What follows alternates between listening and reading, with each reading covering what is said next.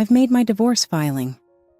With such startling words, "A poor wife is worthless after all," my husband said. He married his sweetheart and filed for divorce while I was abroad on business. In addition, he said, "You married me for my money, right? You married me for my wealth?" accusing me of doing so. "Hand over all claims to the assets." Like I married him just to get his money. My husband started to fall apart when I confronted him. Ever since our marriage, he had looked down on me and treated me badly. In the end, he reached the lowest point. "I'm Julia, and I'm 35 years old. My mother has been raising my sister and myself by herself since my father passed away when I was in kindergarten.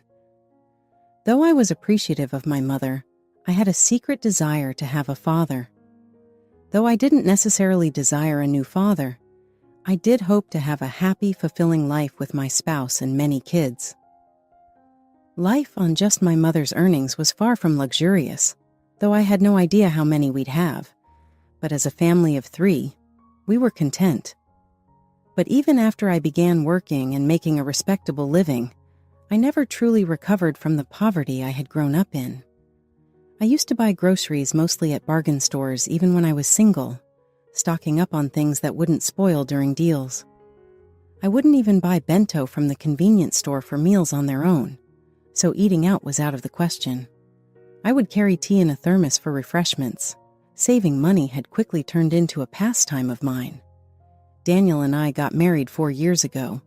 We got along well after meeting through a mutual friend.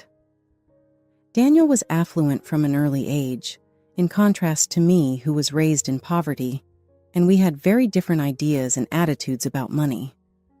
But I was lured to the new world he showed me and his kindness. Soon after we first met, we began dating, and since I was ready to get married and above 30, we were married in less than a year. My flat was convenient for both of our jobs, so we made the decision to move in together. The rent was extremely low because the apartment was subsidized by the firm, which is one of the reasons we decided to move in there after getting married. Daniel helped with other living expenditures, so I kept up with the rent. This was the start of our married life. Daniel held rather conventional ideas about gender roles, thinking that after marriage, women should give up their jobs and take care of the family, while men should provide for them financially. I thought these viewpoints were great and manly at the time. He said he would support me if I become a housewife before we were married. I was happy then, and I think he saw me as a home woman who could cook and clean well. I did, however, enjoy my work and had significant duties there. Although I didn't like doing housework, I wasn't going to be a stay-at-home mom full-time. Since our flat was sponsored by the firm, we would have to move if I resigned my job and became a stay-at-home mom. Our rent and moving expenses would go up dramatically if we moved to an apartment that was similar. To be honest, Daniel didn't make a lot of money. Our requirements for money would grow if we had kids, so I would have to continue working. Taking into account our circumstances, I made the decision to make as much money as I could while I could, and since I was covering the rent, I felt compelled to keep making money. I quietly brought up these issues, along with the necessity of leaving the flat, with my husband Daniel. I think this was the first time I had ever disagreed with him. "Hey, about you wanting me to be a housewife," I replied. "I'll take care of the house, but may I work till our children are born? Right now, I want us to save as much money as possible." "Huh. Are you saying my salary is insufficient? Or do you just want more money to spend?" "It isn't the case. I want to save money because having kids is expensive. I can even pay our living bills with the money I make. Having more money is always preferable, right?" "All right, you make $115,000 a year? Just enough to cover the rent. It's not much, but it's better than nothing. It's preferable to kicking back at home." "All right, but don't be lazy in the housework." "Yeah, $115,000. However, I'm grateful. I'll work till our children are born. Naturally, I'll also take care of the house." Even though there were several portions I didn't feel comfortable with, I persuaded him to let me continue. However, looking back, This could have irritated him. Work and housework took more time to balance than I had anticipated. I had a really hectic schedule. I didn't work part-time. I was employed full-time. I got up early to cook breakfast, pack lunches for the two of us, prepare some dinner, and clean the house. After Daniel went to bed, I cooked dinner, warmed up the bath, and did laundry when I got home. Since we hardly had any time together as a pair, I started to question whether this was truly how a marriage was supposed to work.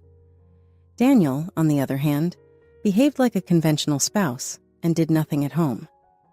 He must have noticed how preoccupied I was with housework, because all he did when he got home was eat supper, drink beer, and unwind. When it was ready, he would have a solo bath and retire to his room. Considering how hard I was working, I wished he would lend a hand a little, but I was afraid to speak up for fear that he would urge me to simply quit my job. I foolishly thought that after we had children, he would start to help more around the house. But we had become more and more estranged from one another, so having children seemed unlikely. I chose to speak with Daniel about it. "Hey, we should start thinking about considering kids, right?" "Ahem, young ones? Considering your exhaustion from work and housework, you're surprisingly energetic." "That is not the issue. I'd like to start a family." "Our marriage isn't that old. Isn't it premature for children?" "Perhaps for you, but I'm already past 30. The time a woman has to become a mother is limited. As I age, becoming pregnant is becoming more difficult. It's practically too late. So we are done having children. You'll expect me to assist if we have one. Am I right? You are aware of my workload. I refuse to assist in raising children." "What? It's weird to say you won't assist in raising a child before they are even born, don't you think? Even though I'm going to be raising children by myself, shouldn't you at least intend to assist? It's also your child. Parenting is what you do. I will not assist with the children at all because I work to support the family. You'll just whine and say that I'm not helping, that you're doing it all by yourself, and that makes me the villain. You must have been raised on a diet of plenty of children and poverty from birth. We don't need kids, and we're not impoverished. The discussion is over." Daniel cut the talk short and left for his room. I was crying so hard in the living room by myself. Not only was my desire for kids denied, but my upbringing was also disparaged. Our relationship quickly deteriorated after this episode, and we seldom spoke at all. There were no kids and very little interaction. Perhaps it was time to think about getting a divorce, but I kept thinking about my sweet spouse from before, and I wished we could be the happy couple we once were. I've been juggling work and housework nonstop since then. I was so busy with several things. I eventually took on a big project at work, which meant traveling for work more often and being away from Daniel for longer periods. I warned him about an impending work trip one day as usual, but this time he responded differently than before. "I'm leaving tomorrow for a roughly 10-day business trip. Please be careful." "And another journey? Your efforts are usually intense. You must be exhausted, but take care." Rather than being his typical ridiculing self, he was surprisingly polite. Even so, he grinned and continued, "When you get back, you're in for a big surprise." I was done with him. I was going to make my own decision. But his smile made me doubt my commitment. It was almost our wedding anniversary, and I wondered whether he had something special planned. I hoped that he might have had a change of heart despite everything. If he had really changed, I would have even thought twice before taking my position. But a significant event dashed my fading hope. The first thing that surprised me when I got home 10 days later was that the front door wouldn't open. As I battled to get the key to work, Daniel spoke from within. "Are you surprised, Julia? The first surprise is this. You can no longer use your key since I changed the locks." "What are you trying to say? Why is my key not working? Open the door." "Why would I open my home to a stranger? I replaced the locks. Just so you know, we got divorced. The second surprise is that a destitute spouse is of no use.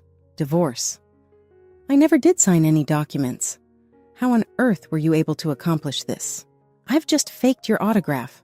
I turned it in using the witness name of a buddy. You're no longer a known person. Do you get it? All right, now you understand. Then we need to discuss property division, right? Okay, property separation. I need you to sign this document. Give up the power to divide your possessions. What? I never gave property partition a second thought. I hadn't given divorce a thought.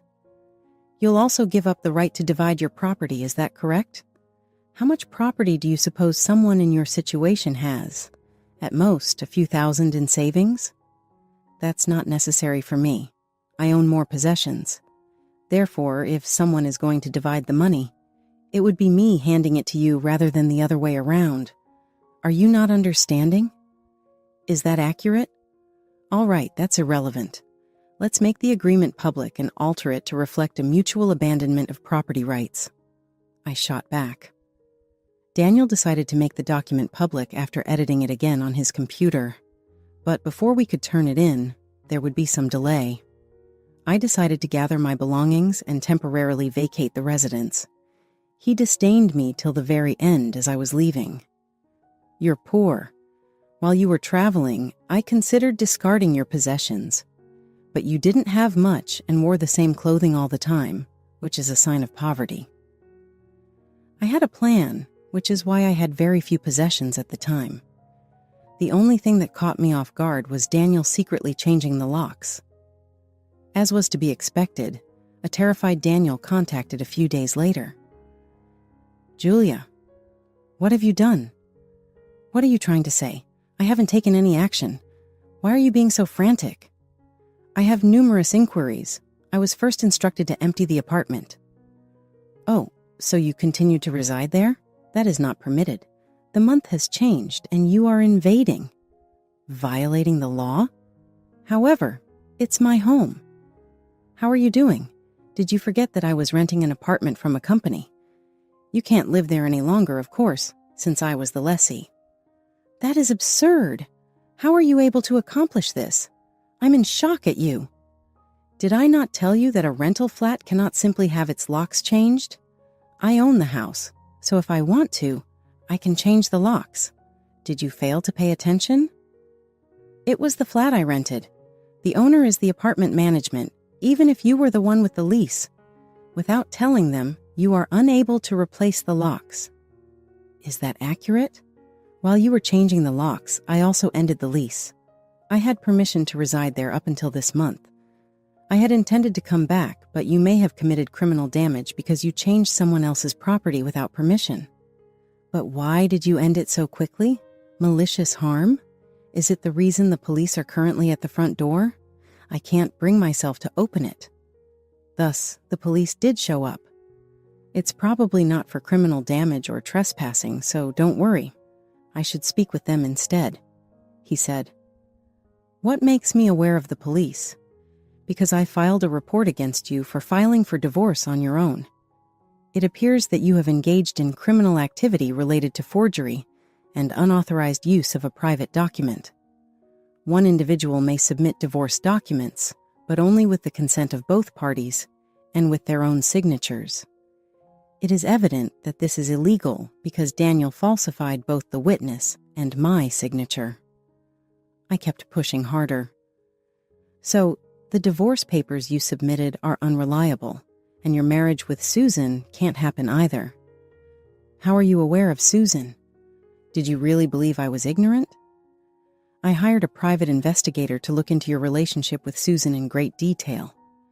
At work, things were hectic, and liaising with the agency was difficult. Furthermore, you conducted a lavish wedding ceremony while I was purportedly away on business. How are you doing? It was a lie? Your business travel? Yes. Even though I was busy, I took a leave of absence from work to prepare documents and conduct some research.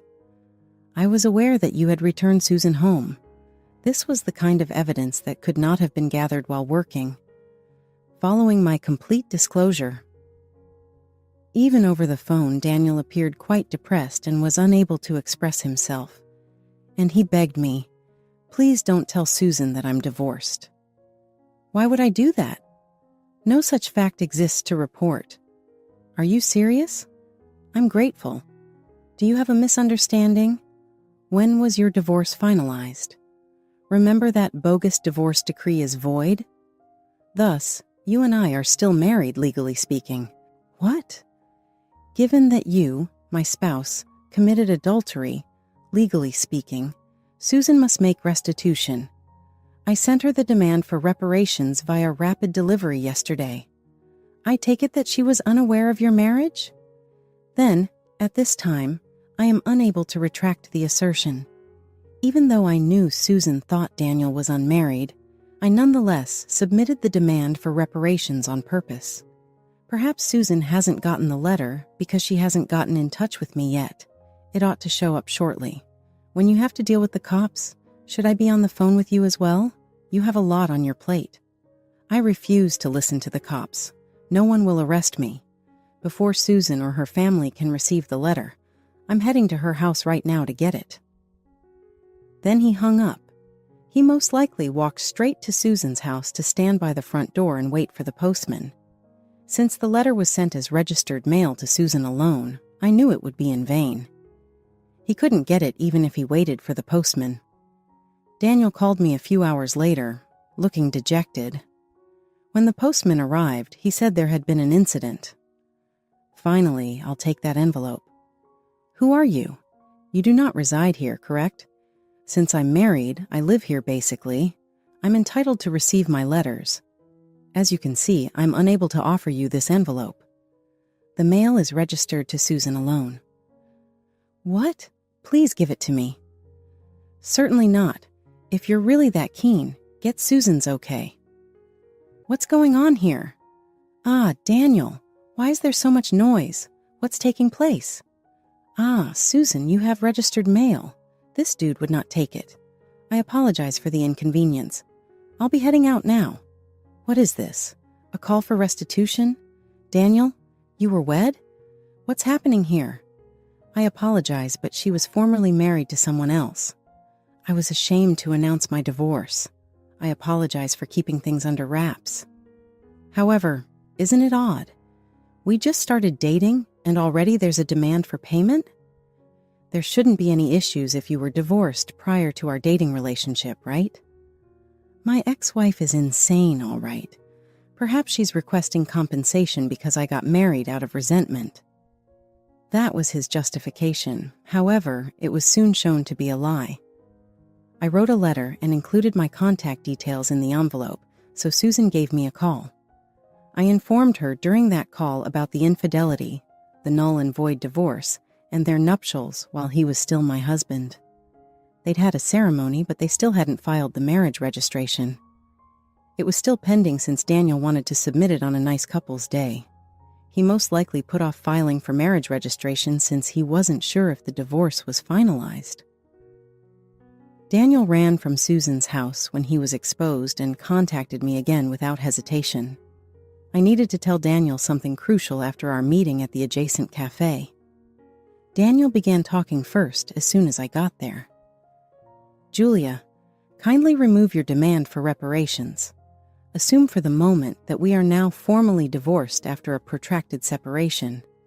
I might perhaps cover it up and apologize to Susan for my covert divorce. Do you really believe I'm begging to stay in your marriage? I was going to get a divorce otherwise, but you have to pay back the money you cheated on me. I guess you're just trying to get money out of me. Normal for the underprivileged. You really do have a weak heart. You're speaking gibberish. Everything can vary based on my response. We still have the choice not to get divorced. You can't refuse if I say no, which means you can't marry Susan and your marital status will be made public. All right, I'll cover the damages. Divorce me right away. Please sign here. What about property division? How much more are you hoping to get out of me? Reparation ought to be sufficient. Recall that we decided not to divide the property, correct? So let's formalize it now. All right. You're not as horrible as I believed. I'm grateful. After creating a public document for property division and reparations with a public notary, we headed to City Hall to file the divorce paperwork and complete our divorce. Feeling relieved, I said my goodbyes to Daniel. Glad we don't have to divide property. What are you saying? It's something that helps me. Do you still possess any assets after giving me my money back, by the way? Susan is going to demand damages as well. She said there will be a fee for the wedding. That isn't feasible. Susan and I are getting married. She is not able to say that. Now that we're divorced, there shouldn't be any issues. You continue to exist in a fiction. You cheated on your spouse. While you were still married, you got married. Do you think Susan still has faith in you? Fraud in marriage? That is absurd. Susan is going to believe me. Feel that if you so choose. Susan told me straight. Did the guests at your wedding not receive payment for their roles? You still owe them money? You were aware of that? I still haven't paid them. Why is it important to you? You would have been better off if you had just accepted property division. That is what I intended to convey to you. Even if we had divided property, you would have benefited more. What topic are you discussing? The poor woman. You only make $15,000 a year, and your family is impoverished, correct? Even a raise would only amount to about $20,000. You possess no property. I figured you might be wrong because you constantly calling me poor. Yes, I do make $15,000 a year. But you are aware that I am employed for a foreign corporation, right? I became a director of the American branch, but it doesn't appear like you're interested in me. Instead of $115,000 a year, it is $155,000 monthly. That indicates a $1.86 million yearly income. $180,000 a year. $180,000? That is not possible. Obviously, I've been saving that money for the future since I haven't had the opportunity to spend that much. There is still a sizable amount of funds from before our marriage, but they are not included in the property division. As a result, I might have divided the property to obtain half of it. After all, you were my destiny. I'll have the divorce documents updated. How are you doing? If you have that much money, you think I'd gladly undo the divorce after all that hatred? I explained to Daniel that the reparations claim was non-negotiable after our conversation at the cafe. You mean you don't have to ask for compensation? It's not much for you at all. Whoever laughs at 1 cent will cry over 1 cent. I'm making this payment to make up for the mental pain you gave me. Sincerely, I'd like to make additional claims. Now that it's official, please make sure you pay it, even if you have to do it in payments. I will have no money at all. Don't return to the flat either. By now, your stuff ought to have been transported to your parents' place. You may have assumed I didn't have many possessions, but that was before I relocated. For the most part, they were. Were you really that uninterested in me? I have to return to my parents' place since I can't have so little. They are ignorant at this point, are they not? Allow me to clarify. Refrain from speaking. I've filled them in on everything already.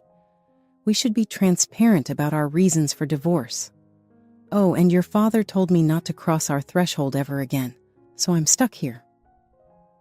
I left the cafe as Daniel looked to crumble beneath the weight of it all. I later learned that, in spite of my advice, he got into difficulties at the police station. Returning to the flat, he sat in the vacant room aimlessly until the manager phoned the police, at which point he was hauled away. Following Daniel's apprehension and the ensuing legal actions, his parents accepted accountability and endeavored to mend fences. They expressed their regret to Susan's family and paid off all debts associated with the wedding. I expected Susan's family to file a lawsuit for marriage fraud, but they chose not to. I didn't waver in my resolve to sue Daniel for falsifying the divorce documents, though. He made a settlement offer, but I decided to press the lawsuit nevertheless. For me, it wasn't about the money.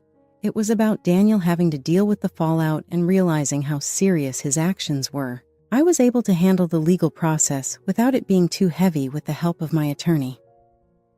Daniel was eventually fired as a result of his behavior at work being revealed. Due to his inability to obtain a steady job, he was forced to work long hours at a relative's construction company, where his father used the majority of his pay to settle his obligations. It was evident that Daniel's parents, more stringent than I had thought, had gone to considerable lengths to guarantee he reimbursed Susan for her damages as well as my reimbursement. This was a turning point in Daniel's life, where he had to face the results of his decisions and how they affected other people. I had been through so much and had learned to be resilient, but relocating overseas after my divorce was finalized gave me a much-needed sense of freedom. I found comfort in a new friendship in the head office of my company with a foreign executive.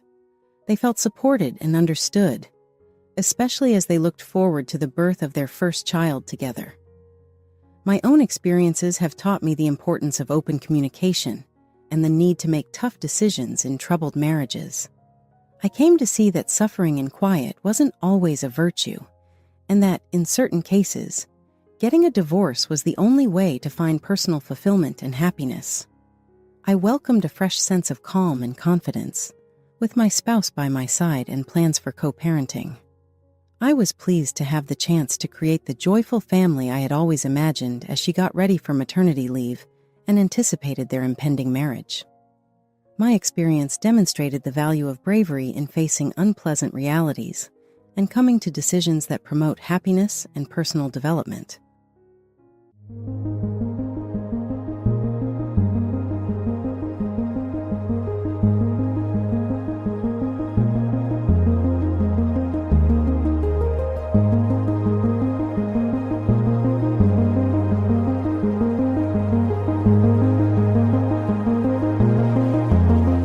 All right, everyone's presentations are done. Nick, the manager, said as he tried to move the discussion forward. Excuse me, I haven't. I recently found out something. Nick interrupted me and began to speak. There's apparently someone in this department who didn't graduate high school and is just a part-timer. Meetings should be for employees only.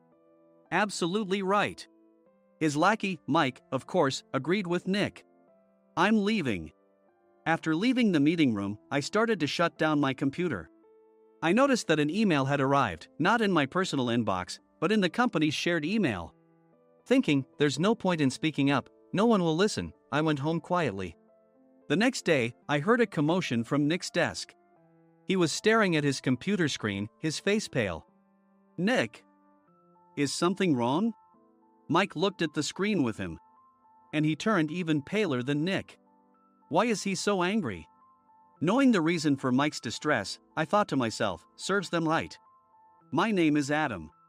My mother passed away when I was in the 9th grade, and I was raised by my father. Well, you could hardly call it being raised. After my mother passed, my father changed. He drowned his sorrows in alcohol, and though he still went to work, he squandered our living expenses on horse racing. Because of that, I had to start working part-time as soon as I entered high school. Every month, I went to the convenience store with bills in hand that couldn't be auto-deducted from my father's account. Even though I endured it because I didn't want to be alone, I reached my limit in my second year of high school and dropped out. I found a live-in job at a distant inn.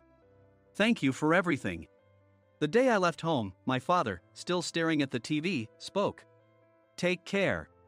That was our last conversation. Back then, 18 wasn't the age of majority, so I needed my father's permission to work, and I couldn't hide my place of employment. Yet, my father never visited me even once. I kept working just to survive, and before I knew it, I was 42. Years of hard work paid off, and I was transferred to the headquarters.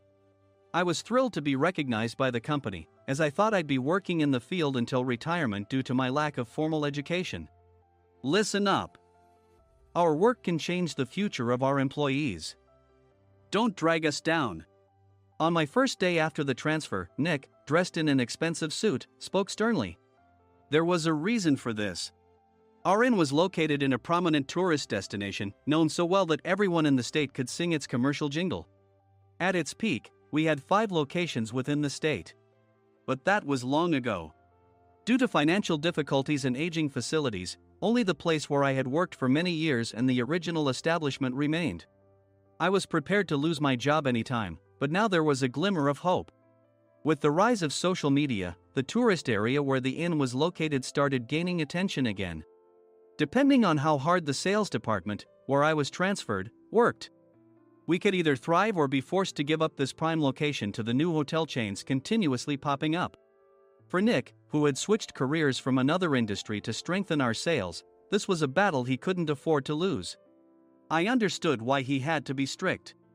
"I will do my best." Nick sneered at my enthusiastic declaration. "Did you not hear what I said?" "I'm sorry." I thought I was listening carefully. Out of habit from years of customer service, I apologized reflexively, though I had no idea what had offended him. Someone was watching me with a smirk. In this department, there are those who are expected to excel and those who have been shoved here because they have nowhere else to go. You are the latter. It was Mike, the section chief. He's 7 years younger, at 35. But he was called to headquarters much earlier than I was and had been moving around within the headquarters ever since. I'm not jealous, but I can't accept that he's my boss. Graduating from a prestigious university, he has an unusually high pride and caused many problems as a newbie, making things very difficult for me when I was the front desk leader. When I found out Mike was transferred to the sales department a month before me, I was disheartened. Mike is right. With just a middle school diploma, there's not much you can do. Don't even think about achieving results. As if I didn't exist, Nick remarked, "I'm thirsty." Mike eagerly ran to the coffee maker. It seems Mike is Nick's lackey. I regretted being happy about my transfer to headquarters, wishing I had stayed on site forever. Send a direct mail to every company on this list by the end of the day. Nick only assigned me tasks that even a new graduate could handle. What? There are over 1,000 companies. You want me to send to all of them by today? Yes, if you and your fellow misfits split the work, even those with nowhere else to go should finish by today. I glanced at the employees typing away expressionlessly. They were worn out from customer service, only thinking about leaving on time, or were women reassigned after having children, with zero motivation for work. Even Sam, a new graduate from the same university as Mike, who was supposed to be among the expected achievers, had no enthusiasm for the job, having joined the company wanting to do customer service. "I don't care what they say, I plan to quit any time," he said. Only Nick and Mike were highly motivated, making all the decisions between the two of them. I originally only wanted to work at the inn to survive and had no particular attachment to this job. I swallowed my words, thinking I had no right to reprimand them. About a month after the transfer, Nick told us with a frustrated look, "To commemorate the 50th anniversary, we've decided to create a plan exclusive for one group per day." Originally, Mike and I were supposed to come up with it, but our president, Mr. Thompson, insists on hearing everyone's opinions. "So, you all get a chance." As Nick explained, Mike began handing out prints. "Make sure not to embarrass Nick. If your ideas are half-baked, you'll have to redo them." It seemed that they had printed his handwritten notes by Mr. Thompson, which included several questions and a section for free responses. It made sense why Nick had to seek our input, given that all responses had to be submitted to Mr. Thompson. We were given a week to think about it, and a meeting was scheduled to compile our ideas. My plan is to let guests enjoy both the old and modern America. Nick began the presentations. Guests would watch a master confectioner at a nearby traditional sweet shop make sweets in front of them. The welcome drink would be premium tea in a bottle. Nick's plan was certainly attractive. After his presentation, Nick called on us to present in the order we were seated. Just as I stood up for my turn. "All right, everyone's presentations are done." "Excuse me, I haven't. I recently found out something." Nick interrupted me. "There's someone in this department who didn't graduate high school and is just a part-timer." He was likely talking about me. I joined the company as a part-timer and was made a full-time employee when I turned 20. That was 20 years ago, so Nick and Mike probably had no chance to know until recently. Meetings should be for employees only. Absolutely right. After that, Nick kept creating opportunities to solicit everyone's opinions, purposefully excluding me from speaking. The meeting unexpectedly heated up and went past the scheduled end time. A few people asked to leave, and the discussion continued with the remaining few. Still here? Normally, you'd leave in that situation. Though I had no attachment to the job initially, hearing kind words from customers made me want to make them happier. For someone like me, with nowhere to go, the inn was my home and customer service was my life. I felt pathetic about my current self. I'm leaving. I left the conference room and started shutting down my computer. I noticed an email had arrived, not in my personal inbox, but in the company's shared email. Thinking no one would listen to what I had to say anyway, I quietly went home. The next day, while preparing the DM as instructed, I heard a commotion from Nick's desk. In his haste to stand up, he hit his knee on the desk. He stared at his computer screen, his face pale. "Nick? What's wrong?" Mike, thinking he should be the first to rush over, approached Nick while still wearing his coat. He peered at the screen with Nick. And he turned even paler than Nick. Why is he so angry? Who is responsible for this company? Nick, more irritated than ever, asked, and Mike answered without checking. Probably Sam. Sam wasn't there because he was attending a morning training session for new hires. Nick gave up on getting angry and returned his gaze to the screen. They were looking at an email that arrived right after the end of the working day yesterday. Apparently, no one, including me, had checked it before leaving. The email was from a large company that used us for their annual employee trips. The president and executives of that company also frequently used our services personally. President of the company, Mr. Mason himself had declared that neither he nor his company would ever use our services again. Well, some companies cancel their employee trips or stop using our services due to financial struggles. Let's just move on. Mike kept wiping the sweat from his forehead with a handkerchief. Knowing why Mike was so agitated, I quietly watched their interaction. Do you know how much revenue we get from that company? We can find other guests to fill the rooms, but we'll lose the banquet costs, gift shop revenue, rental car fees, and more. Moreover, the gifts were supposed to be prepared by the traditional confectionery shop involved in Nick's proposed plan. If it's known that we incurred such a huge loss at this critical time, Nick's position in the company would be jeopardized. Nick took a deep breath, seemingly trying to calm himself. All right, Mike. Go to New York right now and apologize to Mr. Mason. What? You're coming with me, right? I have urgent work to do. I trust you, which is why I'm entrusting this to you.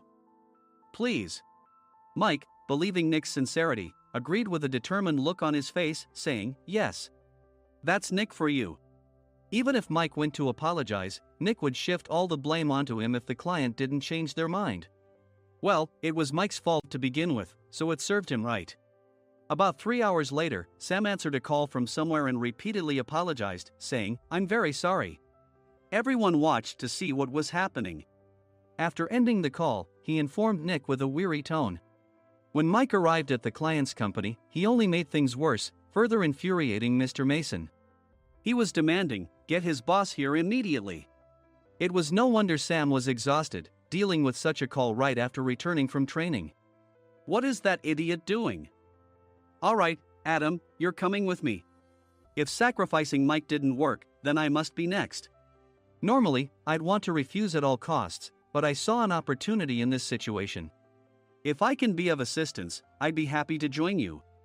I immediately followed Nick, and we flew to New York. When we introduced ourselves at the reception, it became clear how serious the situation was. As the receptionist personally escorted us to the president's office. Angry voices leaked through the door, making both Nick and me uneasy. Excuse me. I'm Nick, the supervisor. I understand my subordinate has caused you trouble, and I deeply apologize. Nick, with his experience in the corporate world, knew enough to offer an apology before excuses.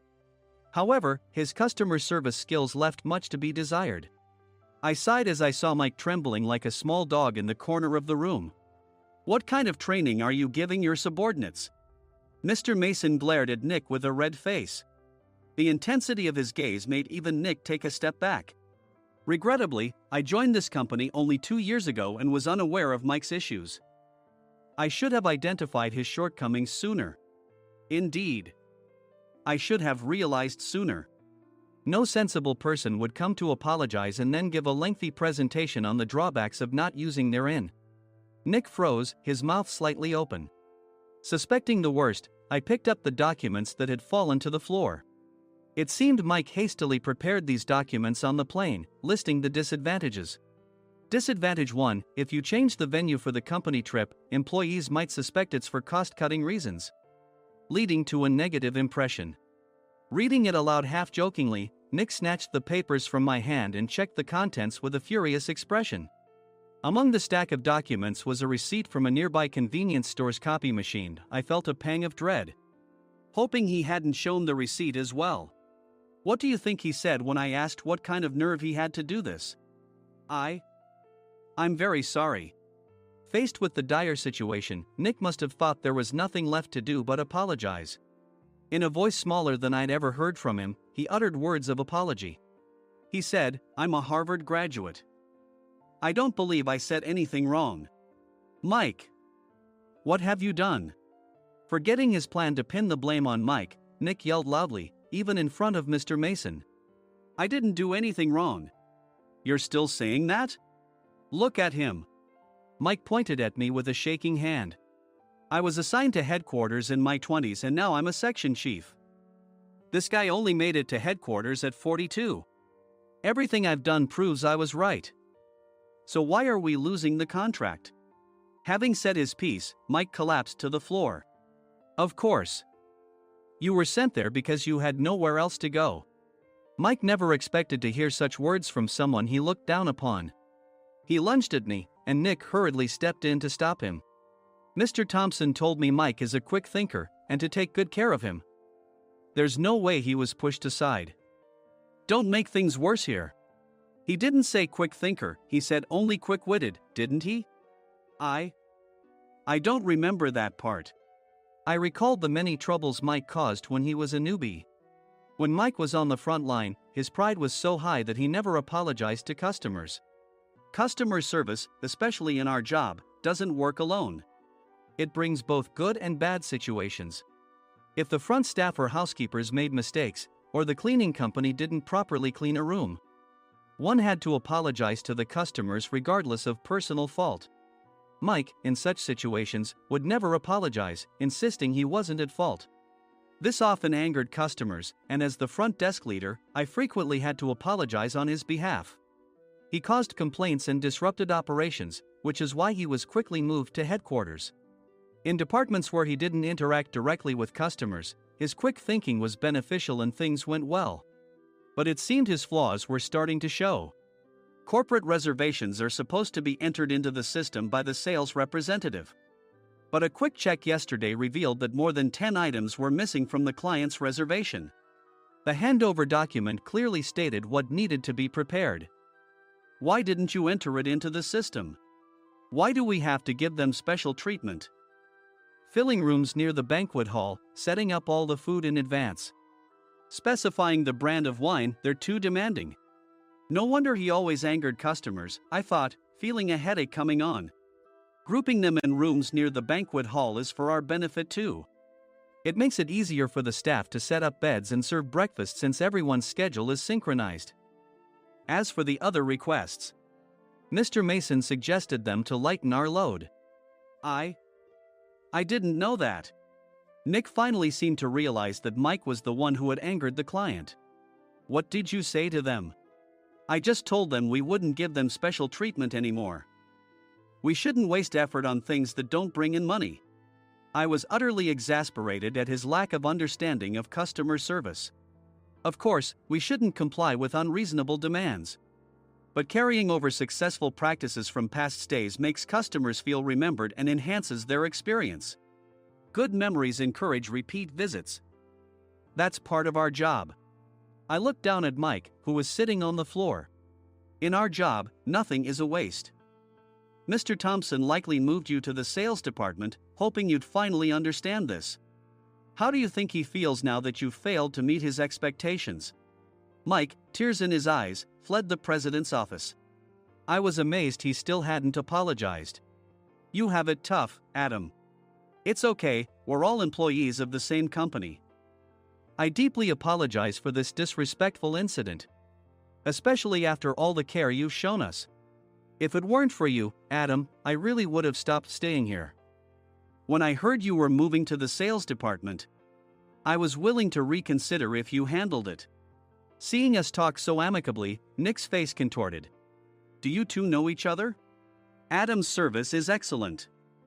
I always requested him specifically. Normally, we don't accept specific staff requests, but we made an exception for Mr. Mason, adjusting my shifts accordingly. He had personally stayed at our hotel just before my transfer, and during casual conversation, I mentioned, I'm moving to the sales department soon. If I hadn't told him then, things could have been much worse. Please continue to take care of us. I look forward to it. On the return flight, Nick awkwardly offered me a can of beer. It's still working hours. Of course, I had no intention of forgiving him for a single beer. Nick might try to pin everything on Mike and avoid any consequences. While pondering this, a startling fact came to light. Nick, the tea bottles for the plan have arrived. I handed Nick a bottle labeled with our inn's name. They look good. What are you talking about? These are plastic bottles. I had assumed we would use the trendy, high-end bottling tea. But what arrived were ordinary plastic bottles of tea with customized labels. The only unique aspect was the label, which had the inn's name, making it look customized. Upon further investigation, I discovered that a substantial amount of money was set to be paid to the tea company. It was priced like bottling tea. Does this plastic bottle really cost $100 each? The tea inside is specially blended for us. The extra cost is for that. Wouldn't it be better to use another tea company? Or is there a specific reason we must use this one? As Nick continued to make excuses, I showed him a printed email. I informed the tea company's president, Mr. Mitchell, that we discovered irregular payments and he confessed. He said you two were high school classmates and planned to split the extra money. That idiot. Why did he confess? That's not important. You should worry about yourself, this could turn into a police matter. Opening the bottle cap, I suggested. How about calming down with this tea? It supposedly has a relaxing effect. Nick drank the tea frantically. In the following days, decisions were made about their fates. Mike was reassigned to the General Affairs Department, with no chance of transfer or promotion, as per Mr. Thompson's orders. As for Nick, since the payment to the tea company hadn't yet been made, he narrowly avoided legal trouble. Instead, he was encouraged to leave the company, and to avoid further complications, Nick submitted his resignation. Rumor has it that connections between HR departments have made it difficult for him to find new employment. Even though it was good to have those two gone, something unexpected happened in the sales department. Everyone became motivated and united in refining the 50th anniversary plan. In the end, my plan was adopted. We collaborated with the Tourist Information Center to provide personalized guides. The plan, tailored to the number of guests, was truly special for the 50th anniversary. Hey, is Adam's family coming to stay? I immediately booked that special plan for my family. Sam noticed it on the reservation list and quickly picked up on it. Yes, I'm inviting my father. That's great. I might invite my parents too. I lacked the courage to face my father just as Adam.